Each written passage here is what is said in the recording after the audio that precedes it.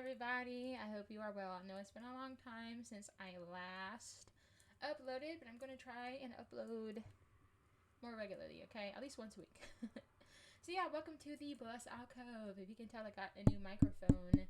I am still not used to speaking into a microphone, but you know, it sounds great. Hopefully it sounds great to you. Just let me know in the comments below. My phone keeps going off and it's so frustrating. I'm gonna put it, yeah, it's not broken. I just put it in one of the bags on the floor. Anyway, let's get back into focus. So, if you don't know who I am, my name is Sakile. I'm an intuitive oracle medium, vocal sound healer, I'm a channeler, and I'm also a spiritual entrepreneur. Check out my website linked when you click on my page, alright? So, yesterday I titled a live video that ended up not being on topic. That's okay. It was called Things I Know About Inner Earth. So I decided to rename that live stream to Vibes, and I am going to make this video about the things I know about Inner Earth. So again, most of this information, I need to figure out how to mute the sound. Anyway, most of this information is from my intuitive, I guess, connection to the astral spirit realms and all of its spectrum. So please always take what resonates with you and feel free to ask questions, to comment what you think about Inner Earth and what you feel is true and what you feel is not true. Just know that the purpose of this video is not to convince you to do anything, to believe anything that doesn't make sense to you. But because I do channel, and I do channel people from Inner Earth, I do feel like I think it'll be a fun video to do, to speak about what I know about Inner Earth. So let's get into the technicalities, okay? So what I've seen over the years in meditations, astral traveling, is that Earth is a lot larger than what we know it to be, okay? Everywhere, there's a lot more like land mass everywhere around the world than what we know to be true. And Earth, Gaia, is in layers. So there is physical Gaia, and then there is etheric Gaia. And because of the thinning of the veil, I feel like by the end of the 21st century, there will be no veil. It's probably going to happen sooner, probably in my lifetime. But, you know, the etheric Earth, Mama Gaia, Mama Tiamat, is merging into the visual spectrum of 3D Earth. So what does that have to do with Inner Earth? So as some of you have read, or as some of you have learned about, some of you think about Inner Earth. I'm thinking about the Admiral Byrd story. Please check that out. I feel like if you are interested in the Inner Earth conspiracies, definitely check out Agartha, Admiral Byrd. That is where the basis of this knowledge transmission is from. All right, so real quick, in the 1940s, Admiral Byrd and a whole team of people. This is not going to be the best paraphrase, but Admiral Byrd flew to Antarctica and flew further than normal, and so he encounters these beings under Antarctica. I think they call the city New Berlin. So it's really interesting. Actually, if you want me to, let me know in the comments below. I will buy the book and I will read it. Okay? I do have a book about Lemuria, so I'm going to get back into topic. Just check out the Admiral Byrd story. It's so fascinating. So that is the basis of where the consciousness for Inner Earth is, at least in today's modern world, okay, modern Western post-colonial world. But in many indigenous nations all over the world, there are stories of people living in the earth, or like coming from the earth, coming from living underground and coming up to the surface. All right, and so the concept of inner Earth is very, very ancient. And that, to me, is something that is going to be more apparent as we dive deep into our cellular memories. Okay? So, yeah, I hope that I haven't lost you. If you are still watching this video, thank you so much. So yeah, let's get into what I know about inner Earth. So there are multiple civilizations. The most famous is Shambhala, Agartha, and Telos underneath Mount Shasta. There are also smaller cities based on larger civilizations under Earth as well. So for example, check out Telos under Mount Shasta. It's very fascinating. So Telos, even though it is a city that exists both in the physical and the etheric realms, there are it's kind of like small towns scattered throughout that part of the world. Okay? And most of the inhabitants of inner Earth, either they are extraterrestrial in origin, descendant of Venusians, Pleiadians, I never get that right, Pleiadians, even descendants of Lyrans, Draconians. All right, there's a lot. There's a lot, even beings that I'm not aware of as of yet. And then there are descendants of Atlantis and Lemuria.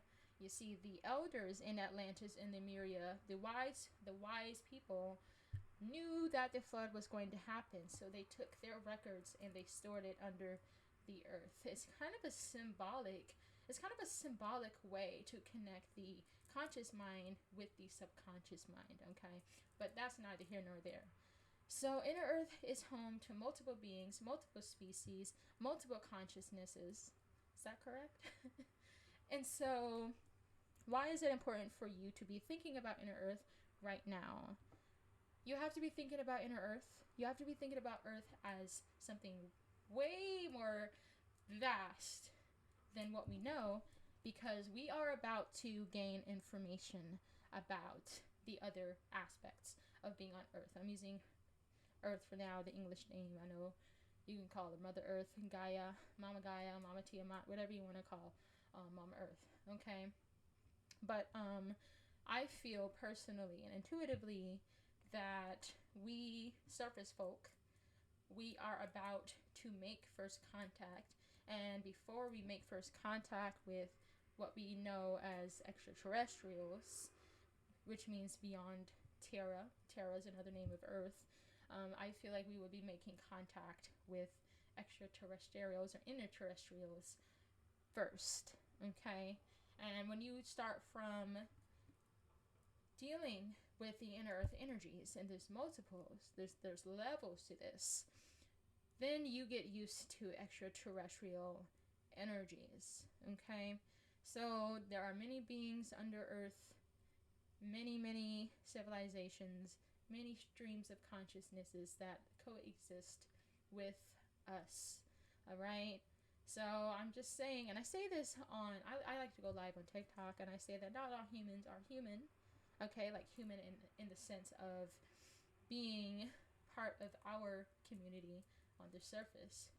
I mean, there are beings that look like us, but aren't really of us. So if you're sensitive to energy and you can tell, that's one of the ways that you know, okay?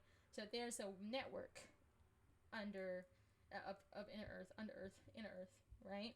In the Earth. And they call it the Agartha network. All right, not all civilizations of inner Earth are a part of the Agartha network or the Shambhala network.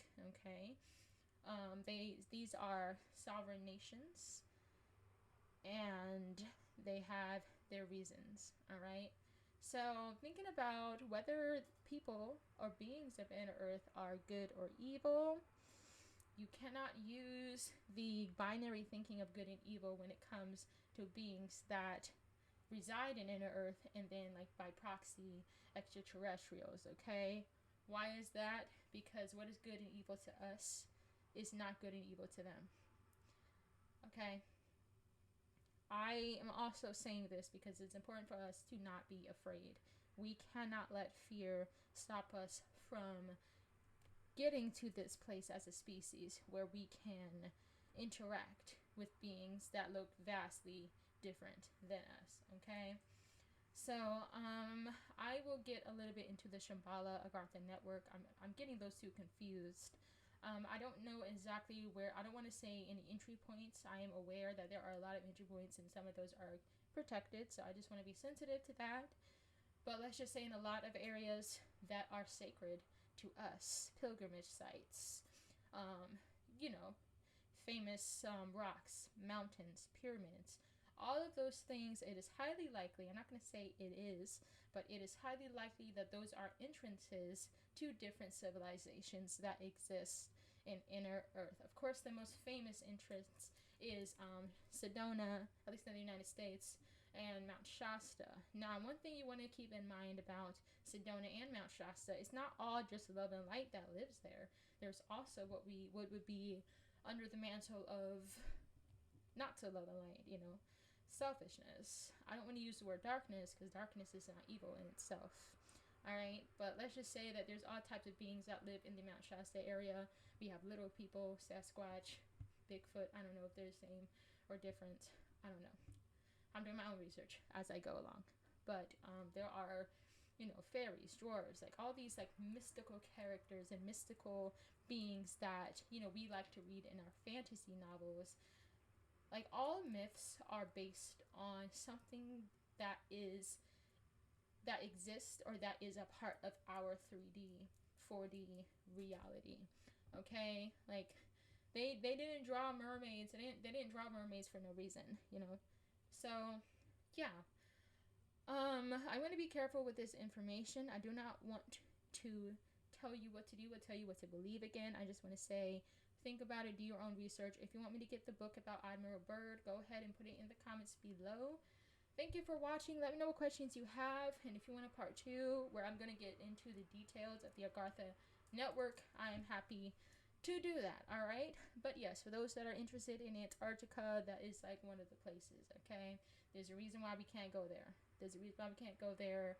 I'll tell you what I've seen. I am making a Patreon so I can get into detail. But yeah, tell me what you know. Tell me what you think in the comments below. And don't forget to stay open-minded, stay open-hearted. I'm gonna wait. Sorry, I live by a street. Sorry about the noise. It's not my fault. But yeah, stay open-hearted, stay open-minded, think for yourself. Alright, and I'm going to get into detail in the next video. Alright, don't forget to like, comment, subscribe. Take care, and lots of love.